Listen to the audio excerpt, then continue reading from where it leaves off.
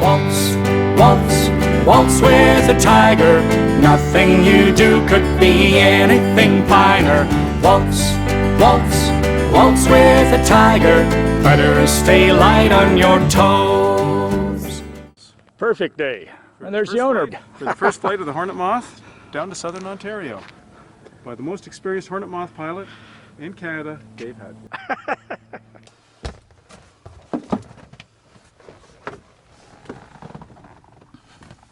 Got to be careful not to kick the throttle with your knee as you get in.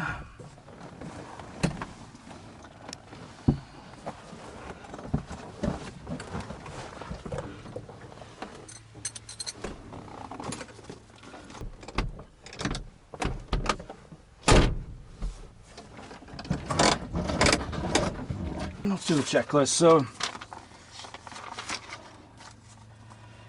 pitot covers off, fuel vent covers off, controls, I removed the right hand stick right here. Mags are off, fuel is on, which is in the down position for on. Carb, we're hoping we don't have to flood it. So brakes are set on the Fox Moth system, throttle's cracked. Right mag is on. Generator off. We don't have a control master switch going on. And yep, master switch came on because we could tell because the radio came on. Starter engage. Clear. Clear. So I'm going to have one hand on the mag switch and start.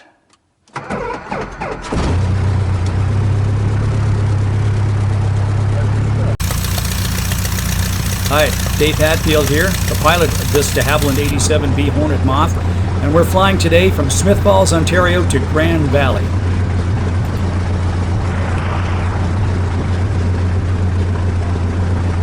It's a perfect day in mid-October. There's even an east wind to push us along, and there won't be too many days like this before the snow flies, so it's time to get underway. Taxiing the Hornet Moth is quite different. The brakes are applied by a hand lever, which is mounted on the door. It's a bit like the Chipmunk system, which came later, but this is the predecessor version, and it's much more primitive. You have to be very careful. Blake, the owner, has asked me to ferry the airplane because I have quite a bit of time in his de Havilland 83 Fox Moth and flown other moths as well. And I live not too far from where our destination is today, Grand Valley, where the aircraft will get some winter maintenance.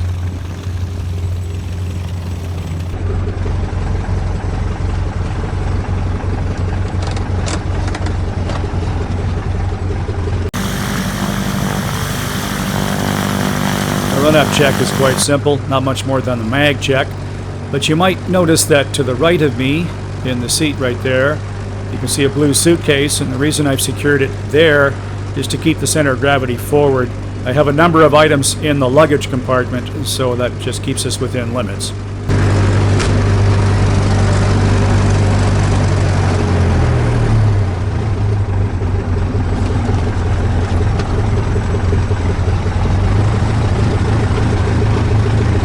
Pre-takeoff check, doors are fastened, harness is secure. Mixture bridge, which is full aft.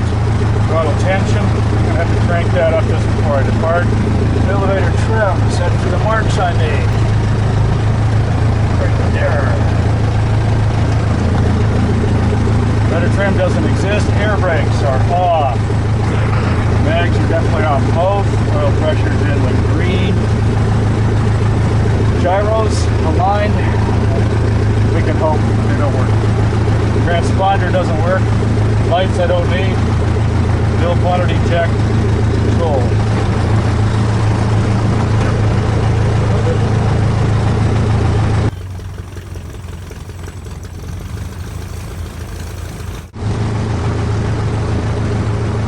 One of these things is not like the other.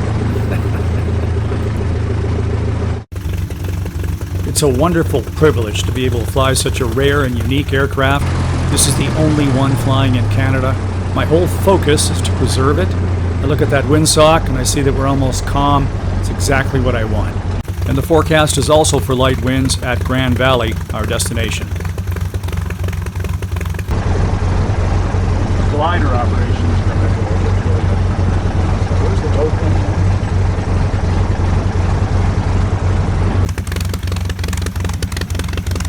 I just love the sound of that Gypsy 1C engine. It was revolutionary in its day, set amazing records for reliability.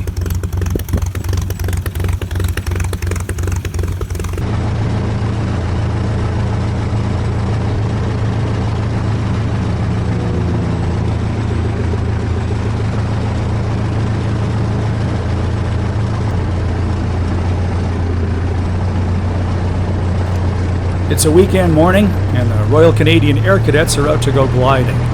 They've got an L-19 Bird Dog flying and a couple of 233 gliders, and they're giving several dozen young people their introduction to Canadian aviation. It's a wonderful program. I'm a graduate of it. I got my license with the cadets. It was a terrific beginning to a career in aviation in Canada. As I taxi, sometimes I have to do S-turns to see. The helmet camera is about 2 inches above my eyeballs, so what you're seeing on the screen is better than what I see with my own eyes. Can't really see anything to the right front of the airplane.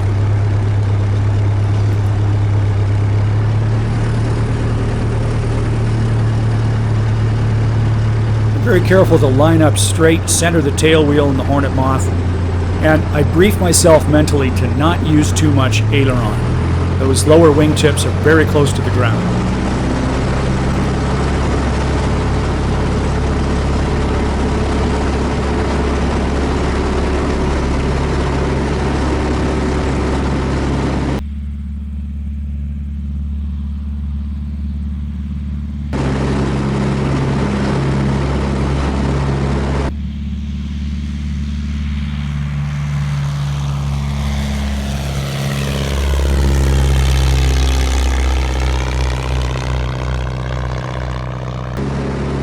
We have a full tank of gas, lots of baggage, we're right at max gross weight, and the Hornet Moth gets off the ground very nicely.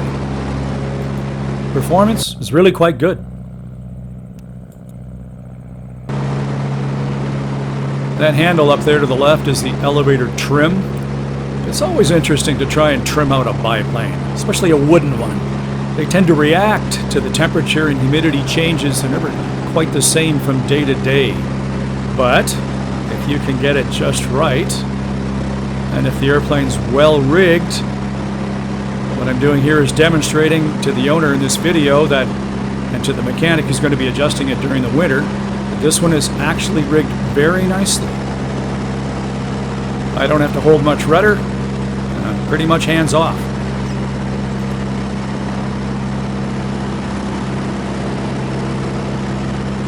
This Hornet Moth is equipped with a generator, and that's the gauge for it that I'm pointing out there. It was an unusual option in 1936, and it's that little propeller unit, wind-driven generator out on the wing. The Fox Moth has the same system, and we sure get a lot of questions about it at air shows.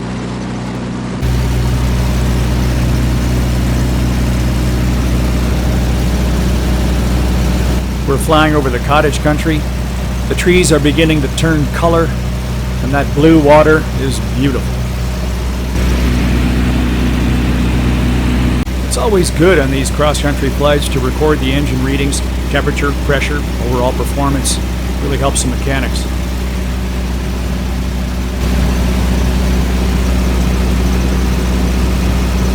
It's beautiful country southwest of Smith Falls on a gorgeous fall day, but I do turn the camera off to save the battery, and about 2 hours later, pull off my helmet and turn it back on again. And by then we're crossing the 400 north of Toronto, and a few things have changed.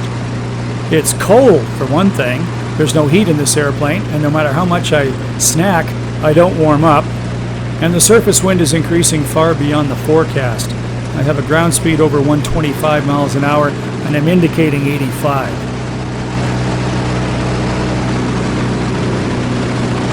At one point, as I cross Tottenham, south of Alliston, I I think about dropping in on a friend's airstrip and doing some circuits to warm up, but he's busy with gliders and all sorts of activities, so I keep on going. Sure enough, a weather check confirms that the wind has increased back into the east, and it'll be somewhat of a crosswind at Grand Valley.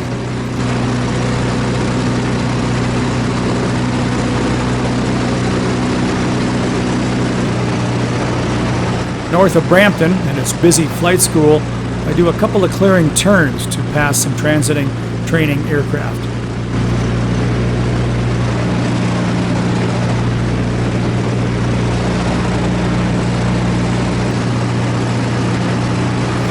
That electrical gauge is a 2-in-1. See the amperage, but if you press a button, you can see the voltage. 2 different scales and 1 instrument.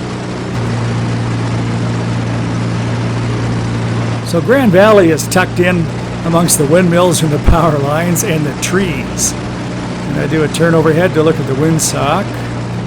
And yes, I see it's gusty and crosswind, but not necessarily beyond limits. So I make a plan for a precautionary approach and then go around to evaluate the turbulence and the crosswind, and I'll either land after that or proceed to an alternate. The orientation of this strip is 130. The wind's about 090. There will be turbulence across the top of the trees. There are power lines at this end.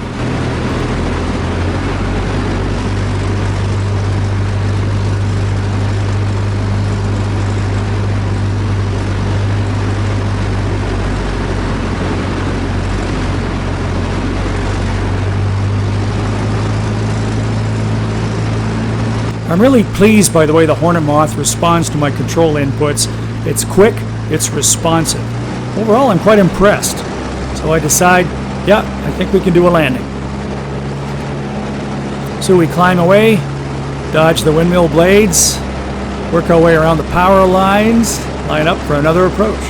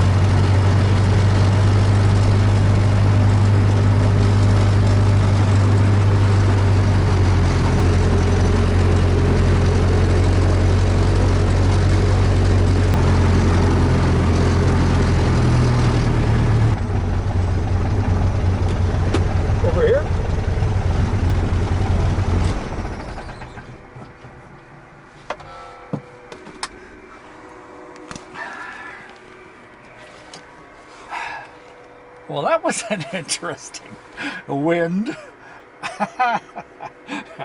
Kind of fun.